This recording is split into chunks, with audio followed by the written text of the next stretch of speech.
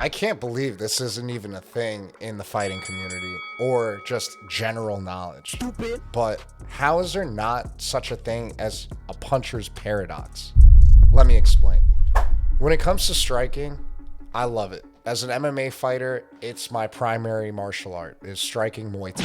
90% of the time, I want to be on my feet, unless it's somebody that I know I can absolutely ragdoll in jiu-jitsu. And I love jiu-jitsu too, but striking is my primary martial art. This really dawned on me when I first started. I thought power was everything when throwing punches effectively, but I could not be more wrong. When sitting with one of my striking coaches, he explained to me the best punches are ones that are barely thrown with force, but they're thrown with rhythm and they're thrown with the efficiency of landing it cleanly in mind. Really, when hitting a heavy bag, I would try to just really wail on it and just throw as hard as I could. Sure, if I had what Lennox Lewis would call a puncher's chance, I could knock someone out with a wild throw like that. But what ends up happening is you open your body up when you're trying to reach really far back to then connect with the heavy bag or the person's face, and you don't really get that calculated toss that you thought you were going to get. If you keep everything in front of you and you're efficiently striking everything that's in front of you with the means of rhythm and efficiency, that is where you get your knockout punches from. And it's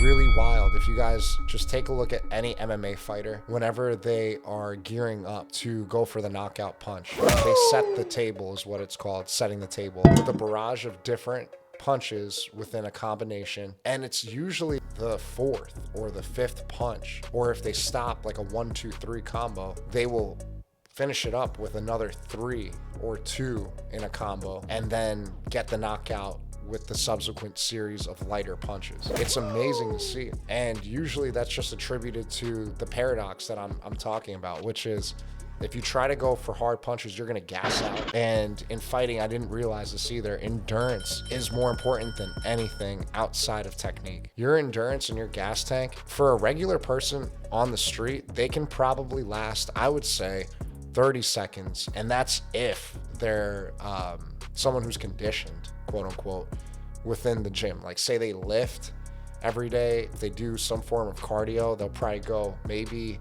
a little bit longer, but people who aren't used to using their muscles for fighting, they will gas out in 30 seconds, without a doubt. I have no qualms about that, and I've seen it happen so many times. People are dying after 2-minute rounds that are conditioned fighters. So just keep that in your mind. Like, we're doing this every day, and there are still guys that I train with that will gas out after 2 minutes, and we're not even going that hard.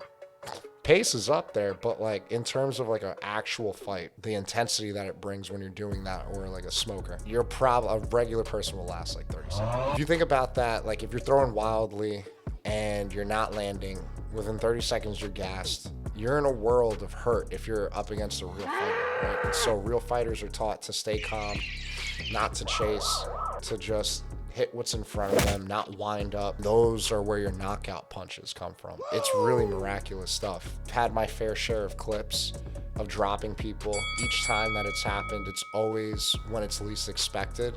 But when I'm in a rhythm, in a zone of just chaining different combinations together and taking my time, staying calm, and then finding my chin, or finding their chin, not my own chin, finding their chin. That's really the paradox, guys. It's really cool. Look for it on your next UFC fight or one championship fight that you guys see, even street beefs. When you see the knockout punches, I don't want to say 100% of the time, 90% of the time, it's from light kinetic punches that chain together, eventually taking the guy out.